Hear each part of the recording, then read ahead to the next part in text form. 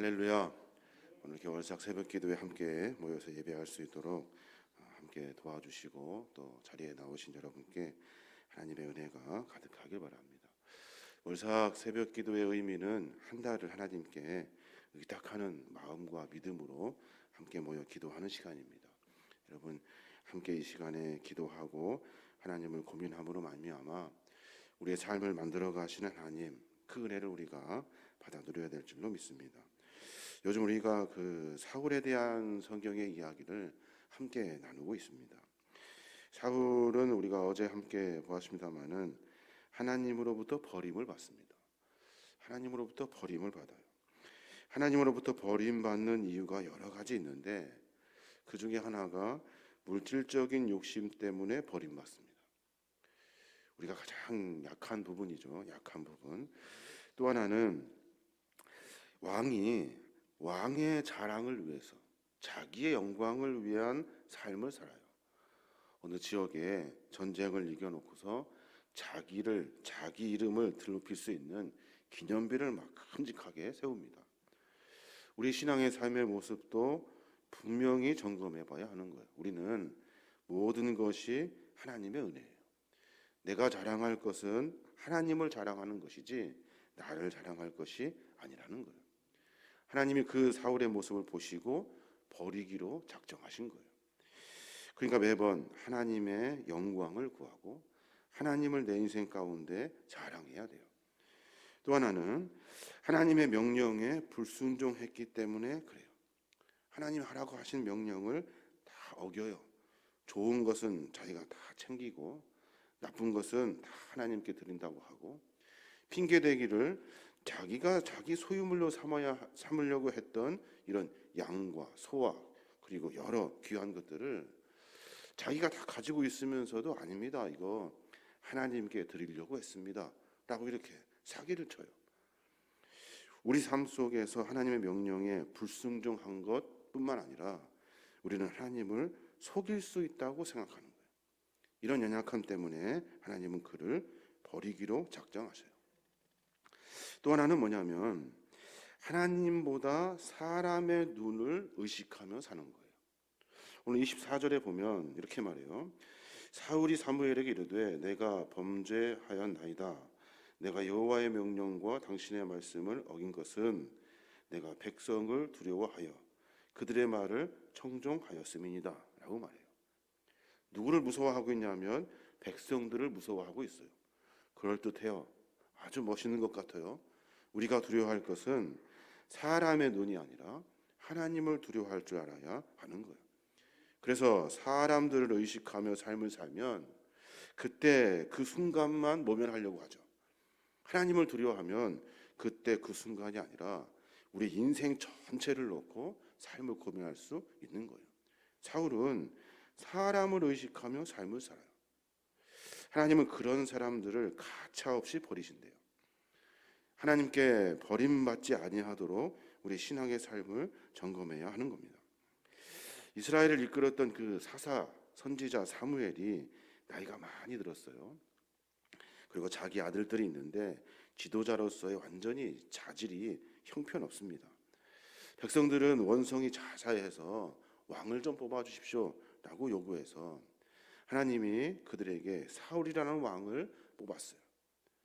사울이라는 왕이 잘하면 좋을 것인데 처음에는 멋지기도 하고 외모도 순수하고 부모의 말도 잘 듣고 성실하고 겸손하기까지 했던 사울이 변질되더라는 거예요. 사람은 변질될 수 있어요. 사람은 달라질 수 있어요. 그것이 선한 방향으로 달라지면 참 좋은데 악한 방향으로 달라지더라는 거예요. 전쟁에 하는 일들마다 자기가 잘해서 내가 공로가 있어서 내 덕으로 할 수 있다고 말하고 자기를 하나님이 뽑아주셨음에도 불구하고 하나님이 아니라 내가 실력이 있어서 됐다고 이야기를 한다는 거예요. 그 믿음과 신앙 안에서 변질된 사람의 모습을 보면 그 안에 하나님이 사라지기 시작하는 거예요.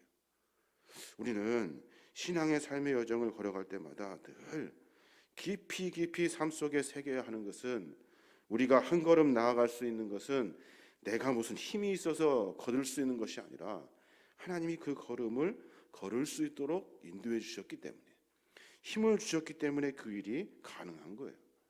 고민하고 생각하는 모든 일들 가운데 하나님 감사합니다 하는 이 기도 말고는 다른 기도가 우리에게 있을 수가 없는 거예요. 이게 바로 믿음과 신앙의 삶의 모습이 되어야 하는 거예요. 특별히 오늘 말씀해 보니까 사울이 하나님으로부터 아주 처절하게 버림을 받습니다. 그때 사무엘이 사울에게 했던 말들, 또다시 왜 너를 하나님이 버리시는지 자세히 아주 세세히 한 번 더 이야기해 주고 있어요. 그 첫 번째가 뭐냐면 말씀을 버려버렸다는 거예요. 말씀, 하나님의 말씀을 버렸어요. 25절에 보면 그렇게 말해요. 26절에 보면 사무엘이 사울에게 이르되 나는 왕과 함께 돌아가지 아니하리니 이는 왕이 여호와의 말씀을 버렸으므로 여호와께서 왕을 버려 이스라엘 왕이 되지 못하게 하셨습니다 라고 말해요.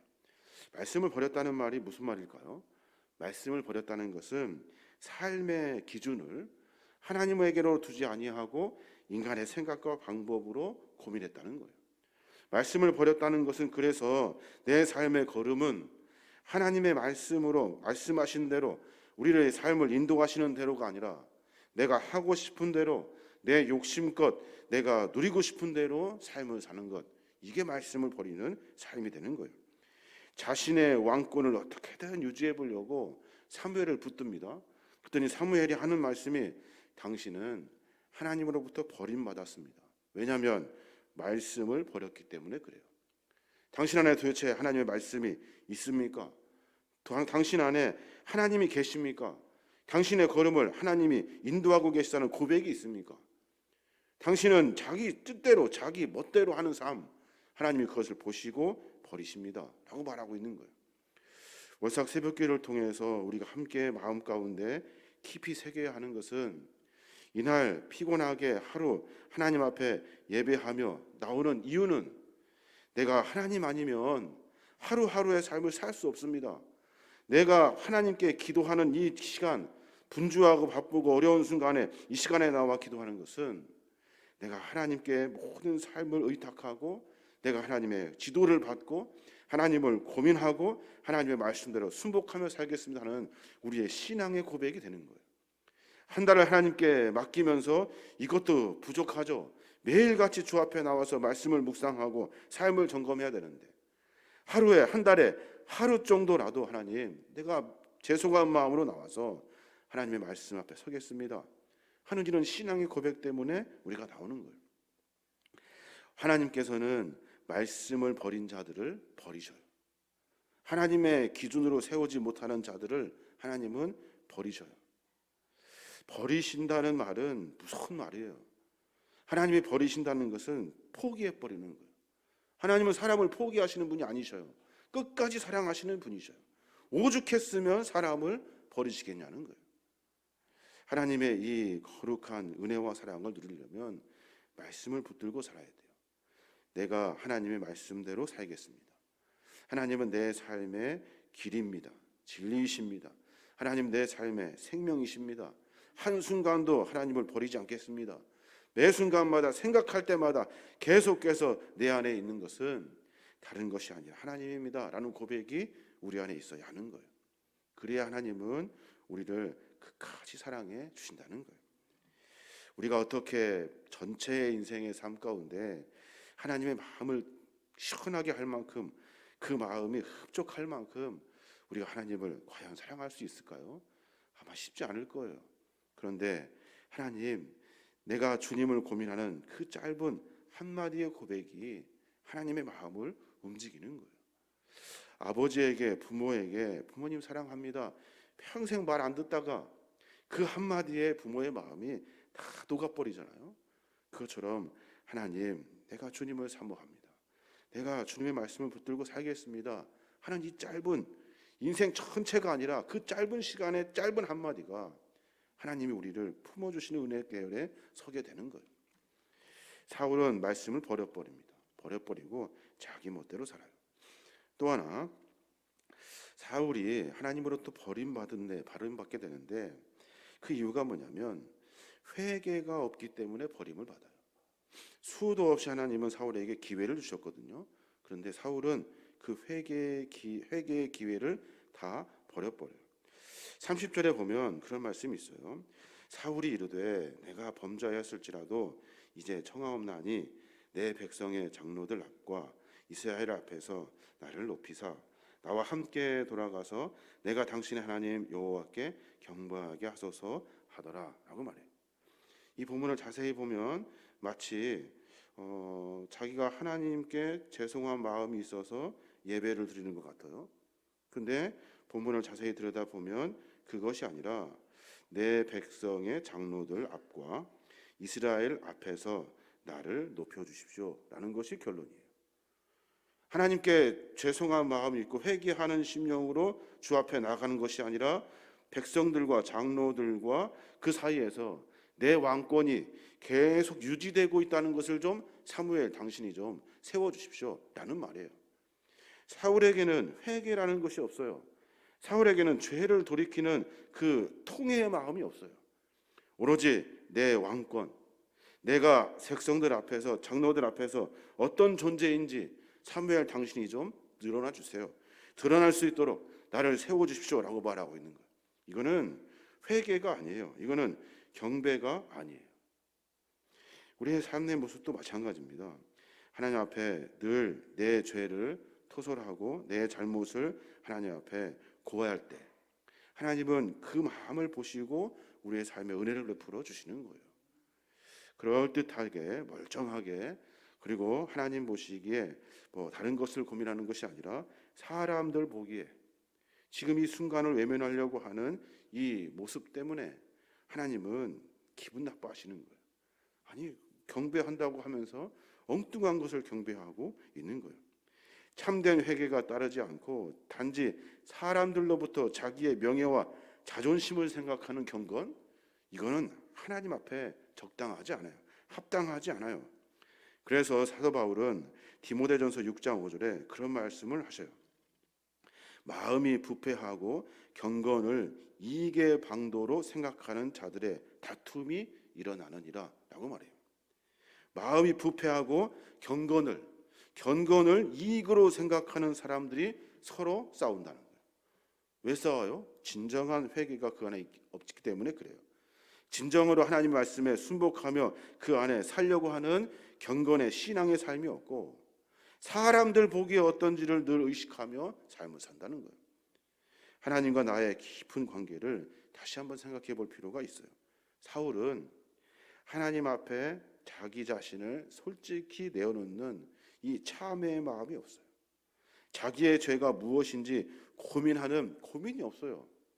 내가 지금 잘못되고 있는지 잘 가고 있는지에 대한 삶의 점검이 없어요. 그러니까 하나님은 그를 버리시기로 작정한 거예요. 후에 보면 다윗과 사울의 이야기가 나옵니다. 다윗과 사울의 이야기에서 하나님은 그의 상태를 말씀하셔요. 하나님의 영이 그에게서 떠나고 악령이 그를 지배하는지라 라고 말해요. 하나님의 영이 떠나시고 악령이 지배하게 내버려 두신 거예요. 그가 그렇게 살다가 명을 다할 수 있도록 하나님이 포기하신 거예요. 버려버린 거예요. 인간에게 가장 비극적인 일은 뭘까요? 가장 비극적인 일, 가난한 걸까요? 아니면 뭐 조금 몸이 불편한 걸까요? 그렇잖아요. 가장 비극적인 것은 하나님으로부터 버림받는 일이에요. 버림받을 수 있다니까요. 멀쩡한 적 가만히 있어 아무 정상인 것 같이 살아가지만 버림받을 수 있어요. 내 상태가 지금 버림받는 상태가 될 수도 있어요. 영원히 하나님으로부터 버림받을 수 있어요. 그 말씀을 쫓지 아니하고 내 의를 높일 때, 내 상태를 늘 점검하지 않고 하나님 앞에 교만한 마음으로 섰을 때, 내 삶의 주인이 하나님이 아니라 다른 악한 욕심의 것들이 되었을 때, 그때 하나님은 우리를 버리셔요. 신앙은 뭐 거창한 것이 아니에요. 신앙은 하나님을 하루 가운데 얼만큼 고민하느냐에, 그 고민하느냐에 따라서 신앙의 정도가 달라져요. 매 순간마다 말만 매 순간마다 하지만 솔직히 계산해 보면 내가 하루 동안 하나님을 얼마큼 생각하며 살아가든지 우리 자신은 너무나도 잘 알아요. 하루 순간에 하나님과 함께 고민하며 내가 하나하나 생각하는 모든 일 가운데 하나님과 함께 생각하고 고민할 때 그때 하나님은 우리의 삶에 깊이 개입해 주시는 거예요. 오늘 하루 가운데 뿐만 아니라 오늘 한 달을 하나님께 막 의탁하면서 그런 고백이 있었으면 좋겠습니다. 하나님, 내가 신앙인으로 살면서 혹시 하나님께 버림받지는 않은지, 내가 하나님께 혹시 버림받는 일들을 내가 나도 모르는 사이에 하고 있지는 않은지 하나님, 내 마음을 좀 깨달을 수 있도록, 내 삶을 점검할 수 있도록 나에게 은혜를 좀 베풀어 주십시오. 그 은혜가 아니면 돌이킬 수 없거든요. 나도 모르는 사이에 그냥 죽어가는 거예요. 하나님, 내가 내 죄를 회개할 수 있는, 내 자존심을 무너뜨리고 내 상태를 다 내려놓고 내가 주님 앞에 나아갈 수 있도록 나에게 좀 용기를 좀 주십시오. 멀쩡한 척하며 살아가는 것이 아니라 내가 주 앞에 기도할 수 있는 용기, 내가 주 앞에 내 죄를 토설하고 이야기할 수 있는 용기, 그 용기를 좀 나에게 주십시오. 그 용기가 아니면 우리 인생의 삶에 하나님의 버림을 받게 되는 거예요. 사랑하는 여러분, 오늘 새벽 함께 모여서 기도하고 예배하는 이 일을 하나님이 기쁘게 여기셔요. 이것은 하나님의 말씀대로 살겠습니다, 하나님 내 삶을 점검해 내겠습니다 하는 고백의 시작이기 때문에 그래요. 이 일을 통해서 하나님은 우리의 삶에 깊이 관여해 주시고 사울처럼이 아니라 마치 후대의 다윗과 같이 하나님을 그를 기쁘게 여기시는 신앙과 삶의 모습이 되는 거예요. 오늘 한 달 가운데 우리의 고민이 금방 식어지고 잊혀지는 것이 아니라 하나님을 좀 많이 계속해서 하나님을 고민하고 내 삶에 결정하는 일들이 그 순간에 어떤 일들을 위해서 살아가는 것이 아니라 좀 멀리 인생의 좀 긴 여정을 하나님의 계획과 뜻 안에 살 수 있도록 하나님 내 영안을 좀 열어주십시오 하는 고백이 우리에게 고백이 되어야 될 줄 믿습니다. 오늘 하루 가운데, 오늘 한 달 가운데 이러한 하나님의 은혜가 가득하시길 주님의 이름으로 축원합니다.